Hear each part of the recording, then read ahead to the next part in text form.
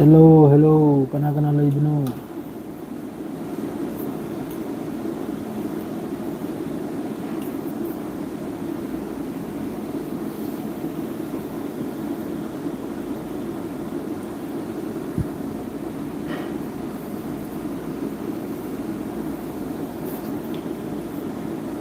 मी लेत्रो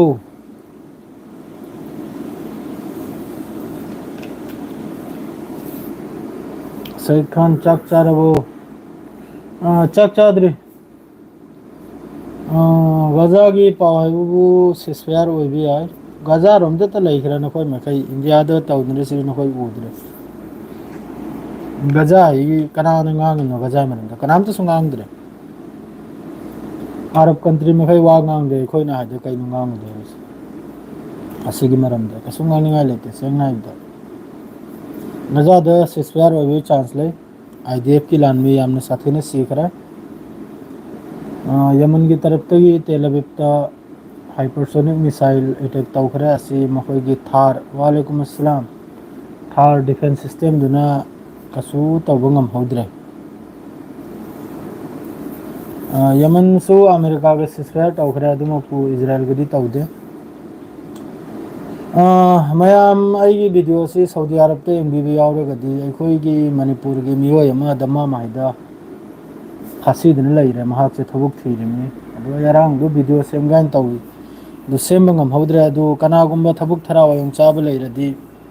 अखोय सिदा हपचल बे याबनि अखोय ने सूरी कंपनी सिना मदु अखोयगी से कफाला से बंद तौदन लैरे मचिन थीरिमनिदा कराची दकरा अटैक तौदे मचिन थीरिमनिदा इंडिया की फेक मीडिया अकाम पे थोकलकनी आईगी खंगिब्राने इंडिया की जी न्यूज़ हाइबा मादरे न्यूज़ 18 हाइबा अद्रैदी करी हाइनी अकाम पे याम साथिन ngangingido oida padaba आर्मी चंगरगा दु चंगरा मचिन थीदना ngarang numdang दुमा नहीं इंडियन आर्मी इंडियन डिफेंस की तरफ से स्टेटमेंट पीखरन कराय दसु चंगदे कराची की बंदरगाहदा अटैक तौगी अदु मचिन थीदना न्यूज़ मीडिया चिंथीबदा मखोयसी पूरा हैवान नि हाइबा हाइदबा जाहिल नि मखोयसी मोइसी रेहने चाउबा जाहिल लैखिद्रमनि कसु लैत्रबा लान तौनरी इंडियन आर्मी का पाकिस्तान का लान तौनरी ड्रोन तौनरी मिसाइल कापनरी लौथनरी मचिन थीदना इस्लामाबाद यौखरे खोंगी लानमी अदु लौखरान मचिन थीदना मखोय मखैसी गवर्नमेंट की तरफ तक वार्निंग था खरमनि महोयदा सिगुम्बा फेक्स न्यूज़ चलाइगना हौजिकता अमेरिकाना हौजिकी अमेरिका से लान खुदिंगदा चंगजलगा अहियपा साबनी अदो हंदक इंडिया अमसुंग पाकिस्तान लान तौनरिसे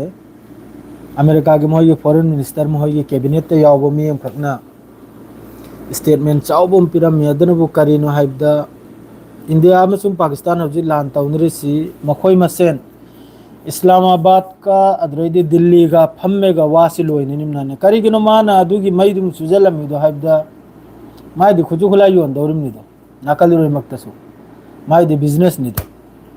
अदुगी निमाना करिग अदुदि साम तौनरसु मा हाइरम मनाबै करिगी लान तौनरी नहोय करि खतनरी खतनबि यादायने हंदै सी मतंग सिदि हाइरमद्रे करे दि माइ खुजु खुला योलबै द पक्तने असिगुम्बो पॉलिटिक्स से तौरिमनि न्यूक्लियर वार करा ओइरोयदा न्यूक्लियर वार करा ओइरोय अदुम तौरिमनि खंगिब्राने आइसु आई वाखलदा आइसु पॉलिटिक्स गुम्बा मनि राजनीति की लान हाइदु तारे अदो हजि बॉर्डर बुदी याम साथीना जम्मू कश्मीर बॉर्डर हजि की पावनी जम्मू कश्मीर बॉर्डर हजि ते याम साथीना आई एंगलम याव मोहगी एएनआई की मोहगी न्यूज़ अम खक्तने अतोप येंगदे एएनआई येंगी अद्रैदी अल जजीरा गुम्बा येंगी अतोप इंडिया की न्यूज़ मैसिरे येंगदरे सेंगना दु माद्रैदी सोमदा मखोयगी इंडियन डिफेंस तगी मोहयना कनुम पिरकपदो स्टेटमेंट पिरकपदो कुरेशीगा माद्रैदी अम नुपीदुगा मोहय महिदुगी स्टेटमेंट दु येंगी अदु याम साथीना पाकिस्तान की तरफ तगी सु ड्रोन तुर्की दे लोब ड्रोन निमान हारिदो अदु कापचलक कांदा इंडिया की एयर डिफेंस ना इंटरसेप्ट तौरगा लौथबगी मयाम सिसु पाउसी मयाम ना अदुगा इंडिया की न्यूज़ चैनल मीडिया मखैसिदि येंगुनो खंगिब्राने मखोय दो टीआरपी तालिमनी व्यू तालिमनी खंगिब्राने अदु मखोय दु येंगुरानु मचिन थीदनाने लान ना खजिक्तनी तौ लान तौनरी तौनदब नते अद्रैदी जम्मू कश्मीर एयर बेस तै जेट पाइथोखरा हाइबगुम्बगा अदुगुम्बा इन्फॉर्मेशन दो मोइने सोशल मीडिया दे शेयर तौरीदो अदु लाले आबो मैम अमनि अद्रैदि असिदा अमसु याउरी कैनोम चाणक्य हाय ममिंग दो मागी यूट्यूब चैनल दो कैनोम चाणक्य एकदम मसक तो मना दो पारग हुमदत निंगी खंगी ब्राने 4 मिलियन व्यू ने अदुग मान मचिन थीदना मान माद्रैदि थोगलक लेगा मीडिया सिदा मागी दो कैनोम चाणक्य हाय ने मागी दो अदुगुम थबुक तो तौरिमनि ओइदा पादबा चिन थीदना खंगी ब्राने लान सोम द तौनरी Indian army Indian navy Indian air force का अदुगा सोमना पाकिस्तान जुनिगा चौब चिन थीबनि खंगी ब्राने इंडिया की जेट लौ थखरे अदु लौ करीम ते हेक लौ थदे बस बॉर्डर दा मोटर सेल माद्रेदी टेंग असिना अद्रे हेवी गन फायर हाइबदु तारे खंगी ब्राने अदु बॉर्डर दा होजी याम साथीना अदु तौनरी अतै करीम ते लेते पूरा दिल्ली बुम्बे फावा मीडिया से नंबर पूरा पैनिक को हेल्थ पूरा मीसी की हेल्थ खराब पूरा मीसी की हेल्थ खराब अद्रेदी हौजिक हौजिक ता अपुल बद मी सीरीसी नाकेली रोगी मीदा मी निफुनि पालोम ओरे असिदा इंडिया की मी 35 यावरे इंडिया की मी 35 यावरे अब हौजिकी शहीद ओइबसिदना मोय गिनि याम खरा अद्रेदी ngarang halgi इंडिया ना आम होय मनुंग चंगे लेगा एयर स्ट्राइक तौबदो अदुरदी मी चामगी न याद मखोगी अचौबा हौजिक टेररिस्ट की लीडर दुगी मचार कैनो मयाम बर कैनो अदुम सु चखरमनी मोय फैमिली दुतै त मी 10 रोमने मादुसु अदुम डिटेल थोकलकनी खंगिब्रा तलो डिटेल थोकलकनी अदु हौजी गजा दसु याम साथीना लानसी तौनरे लान अलुई बिगी लान हाइदु तारे गजा दा अल कासिम ओइगरा माद्रैदी हमास ओइगरा असिने याम साथीना ngarang दा मी इजराइल की मीडिया की तरफ ते मी अनि सी है मखोइन वालेकुम अस्सलाम अब्दुल अव्वल मोय की मीडिया दे मी अनि सी है हरे इमनि माद्रे मी तरुक सो याइना अदु मी अनि तनते याम साथीना सी खरबजानी याम साथीना गुरप्रीत सिंह भाई मैं आसाम से हूँ अदु याम साथीन सी खरमनी सी दम नते अदु सोम द मिडिल ईस्ट दसु याम चाउना पॉलिटिक्स से तौरी इजराइल वगैरह अमेरिका वगैरह ईरान वगैरह हजिकी यमन का अमेरिका का लान लेपन हलबसिसु कैनुमना ईरान ना लान से अखोई लेपन हलबने हाइरे आबने ईरान ना लान से सेसफायर सो हलबने अदुमपु यमन की तरफ से स्टेटमेंट पी इजराइल नंग सेफ नते इजराइल की मफम खुदिंग सेफ नते हाइबगन नसी यमन की तरफ तक हाइपरसोनिक मिसाइल तेल अबीब यौना कापचल बदा मखोई थार एयर डिफेंस तो अदुना इंटरसेप्ट तो वनम होद्रे तागरे मफम दुदा मागी टारगेट यो मे तागरे यावरुम सी पुन मक्से हजी अखोई इंडिया दा तौनरी से माई बुदी अखोई पाकदरनी इंडिया की लानमी खुचो खला हजी की वीडियो खर पाकिस्तान दे लाई मादुदी एएनआई ना फाव माद्रे अल जजीरा ना फाव दु वीडियो दु देखाइरमनी मखोइना ड्रोन अटैक तौरक्पा अद्रैदी मिसाइल कापचलकपदा इंडिया की एयर डिफेंस हौजिकी S-400 हाइंक्रा लैरिसे असिने इंटरसेप्ट तौबगिदु याम फजन उल्याब मतेक तो अदुसु उल्लोइदनिमनि मतमदुदा हजिक लोइना बॉर्डर से हजिक लोइना ब्लैकआउट नि अम फाव मै सब नते लोइना ममदना लैरिमनि हजिकता अदु मीडिया सिना हाइबिसिदि खजितंग हेंजल्लाब इंडिया द तौरु मीडिया मखैसिना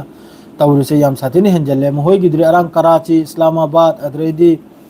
अमना कराई नो अदुक राक्तो पूरा खोंगी लान में से चंगनी यौखिबगी वानी गुरप्रीत सिंह बोलो भाई क्या हुआ चाक चाद्रिदा अदु हौजिकी सऊदी की से कनागुंबा मी से यामले कनागुंबा सऊदी दगी येंग बतारगदी करिगुम थबुक लेरगदी मणिपुर गिनी अखोई दमाम सिदा लैरिमनी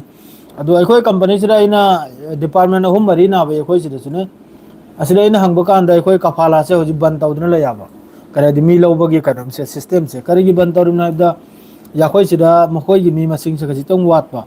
अदुना हुकूमत की तरफ तेगी बंद तौरिम नाबा अदुना कनागुंबा खंग खोतप लेरगदी अमतंग कांटेक्ट तौबिरउ मी सिंगी मपुनसि जे अखोई मयामने यारगदी सेम खिजि करेदि मतोमता ले थबुक सुदबिदा लैरिम नाबा पाकिस्तान की साइड तगिसु याम साथीना कनोम से तौरई अखोई ड्रोन अटैक से ड्रोन से तुर्की दे लोब ड्रोन ने अदु अल्हम्दुलिल्लाह इंडिया की एयर डिफेंस ना लोइने इंटरसेप्ट तौदना लौथग्रे मोहई ड्रोन मैद अम्फाव मोहई टारगेट यौहलखिद्राब अदो हजि बॉर्डर खुदिंगदसु अखोइगिदसु हजि अखोरमदसु याम साथिना चेक्सल्याब हजिकी याखोइगी आसाम हिदसु चाइना रोमदगी याम साथिना इंजेंदना लेरिमनिदो अदुम मफम मफमदा लोइमक्किसु हजि माइके मरिदे इंडियन बॉर्डर सिदा हजि इंडिया की लानमी मखैसे लोइन चंगखरमनि इंडियन बॉर्डर सिदा एलओसी सिदा लोइना अदो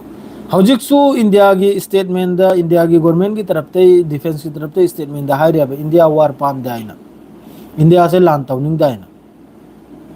लान तौबना तेनहल की स्ट्राइक टू इंडिया नारी टेररिस्ट की कैंप ट्रेनिंग सेंटर दा इंडिया ना स्ट्राइक से तौरुमनाइना थांगी ब्रानी नवासान कइनो नंगने इरिदो वालेकुम अस्सलाम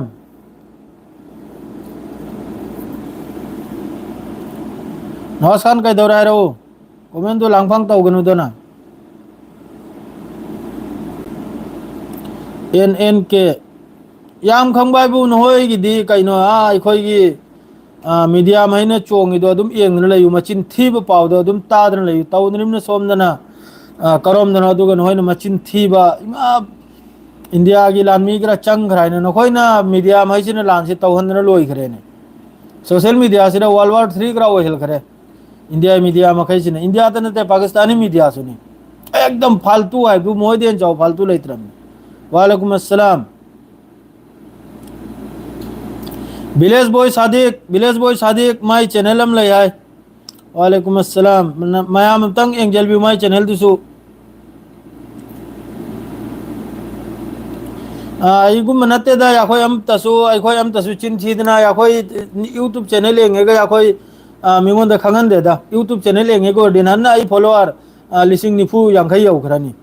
चिन थीदना चोंजनना पाकिस्तान द चंगखरे आइना त लावरमबदा अदुम लोइन हौदना फॉलो तौरा निमनि खंगिब्रा चिन थीदना मीबु गुमरा सेमबदो अदु मुनाफिक की थबुकनि खंगब्रा ने अदुरेन चावो मुनाफिक लैखिद्रमनि तौनरिमना सोमदा तौनबुदी तौनरी याम साथीना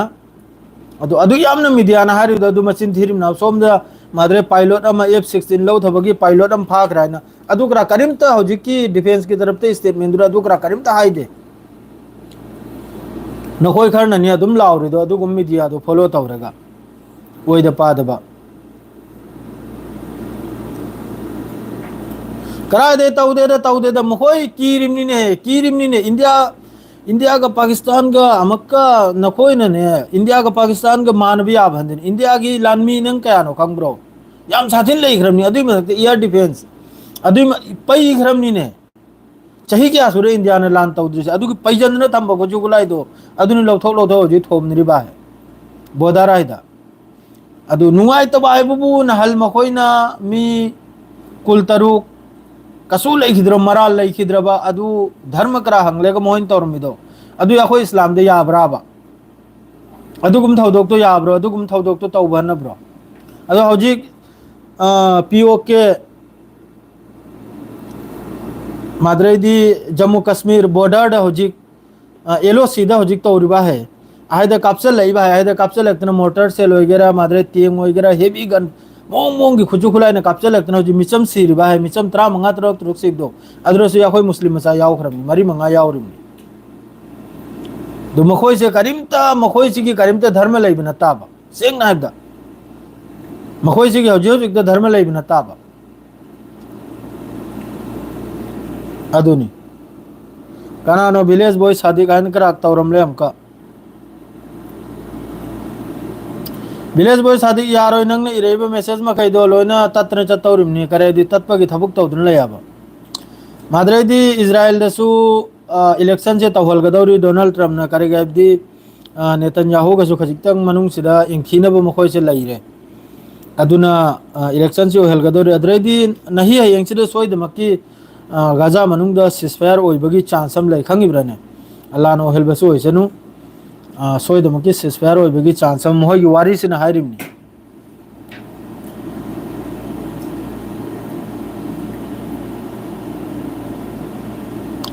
ए रबिस एम के यौदे है इस्लामाबाद कराची कराय दे बोदाड नाम इंडिया ना असाई की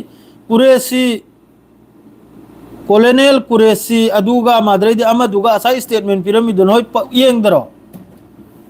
असाई पिरामिड उद्रो अदुरा मान हायरे अब हौजी इंडिया की तरफ तक दी इंडिया की हौजी अखोई की कैनोम से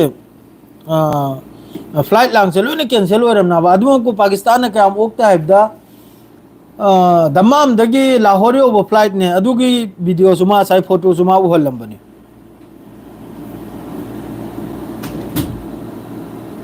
मान मान ओइद पादबो पाव गांगतनी इंडिया पाकिस्तान की पाव तारुनु अमा खक्त ताव लोइरे इंडिया की डिफेंस की तरफ से स्टेटमेंट लापुरा अदु खक्त ताव अते करीम तारुनु अरांग दी कराची की बंदरगाह मोहगी बंदरगाह करक तो लोइने डिस्ट्रॉय खरमनी इस्लामाबाद करक तो सोशल मीडिया दा पूरा लोइ जल खरमनी मचिन थीतना खंगी ब्रने जी न्यूज़ आइना में लइरे माद्रेदी न्यूज़ 89 में लइरे मखोय मखैसिना पूरा हिंदुस्तान जी पूरा बर्बाद तौरमनी सेंग नाइबदा अदुना हौजिक इंडिया गलोगेदा सऊदी अरब सु इंडिया की माइकई दे लेपिमनी मैम लेप याब इंडिया की इंडिया की मतेंगी दमकता करिगा दिन हल तौखिबदो इंडिया ने चुमी हायरे आबा मखोयने तौरमिदो लाली हायरे आबा अजु सुरुक चौब इस्लामिक कंट्री मखैसिना इंडिया की सपोर्ट तौरगा याखोय नखोयने करि गांगु दोरम का हायरो चुम्बदनुबो सपोर्ट तौरिम नत्रो मैं वालेकुम अस्सलाम अदुनी असल वाइबु सांदे को मियो मैं फोन किया अदुनी खांगी ब्राने अदु यामना अदोंग न्यूज़ तुरे चंगुनु डिटेल्स तु तलौ इथोक्तन पिरक बदु खक्ता यखोय की इंडियन गवर्नमेंट की तरफ तक अदरैदी इंडियन डिफेंस की तरफ तक लाखप स्टेटमेंट तु दयु यंगु अदु असिमै जिन लोइना दिल्ली मुंबई दा लैबमी महिसु लोइना पेनिको हेले लोइना की हल्ले खंगी ब्रने अदु नही नुमदांग सिसु यामना इंपोर्टेंट नि हौजि नारप्ले दी चोंथोरानी मखोय अहु मरी जी न्यूज़ कुंबा माद्रेदी न्यूज़ 18 कुंबा अदरैदी लैदी भारत का नुमान ग्रादुम हैदो चोंथोरानी हौजि लाउखोंगना थक्चल चाजल लेगा खंगी ब्रने अदु यौखरे आता यौखराइना माद्रेदी हारिसिदी तंखाइम करा लौजल खिबै वानी पाकिस्तान से तंखाइम करा चंगजनना फेक न्यूज़ हाइबदुबु लोइना माद्रेदी सोमना वीडियो खरा गजा दा हौजि वीडियो में याम कना वायरल ओइरी नोंगालमदाइदा इजराइल ना एयर स्ट्राइक तौबनी गाजा दा कनुमम खकी मनाक्ता मखोय रिफ्यूजी के मम खकी मनाक्ता परेवनी एयर स्ट्राइक तौदु चकिबा अदु कुंबा वीडियो दुसु थांगलकलेगा अदु वीडियो दु थांगलकलेगा इंडिया ना एयर स्ट्राइक तौखराइना अदुसु नपचलेगा चलाइरिमनी होजिक सोशल मीडिया से अदुगुंबो फेक न्यूज़ तो लोइना होजिक लोइना इंक्वायरी तौदुना लोइना नममनी अदु मखैदो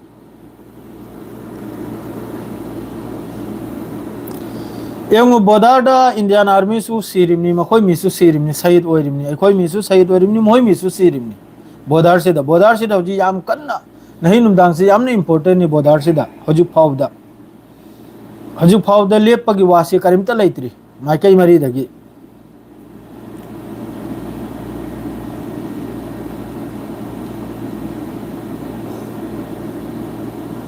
कना रानी नोन ओइद पादबा कसुए खंगदब पंगांगांगिदा ओइद पादबा कनानो रानी क्राडो खंगदे कनानो करावाई मिनाइनो खंगदे करी खंगना थांगत तौरी मोहिंदे कसुए खंगदबिदा हानगी वीडियो मगै हौजी यंगु लोइना फेक न्यूज़ हाइन यंगुआबने लोइना थोकलामनी हौजी परेंग अदुनी इताव सिंह करीमता कीरुनु अदु करीमता टेंशन लौरुनु इंशाल्लाह याखोयना माई पाकनी अदु सी मरमदे यामना नैनरे कांदे नैनगन सोहाई इंडियन गवर्नमेंट ना साफनी सिगी मरमदा वीडियो सु सेंबीगनु मादुगा वीडियो सु रेकॉर्डिंग तौबीगनु आइना साफो अनि इंडिया गवर्नमेंट की तरफ तगी दो सी हारगा नहीं गिदी स्वाइस रिलो जलगे मैं मारो बिबी आदे दुआ तो इंशाल्लाह याखोयना माई सोइद मकी पाकनी गाजा दसु इंडिया दसु पाकिस्तान दसु याखोयना सोइद मकी माई थी पीगनी असी हारगा लोइजरे सलाम अलैकुम मैं मारो बिबी आदे सु चाय सांग थोंगनी निहा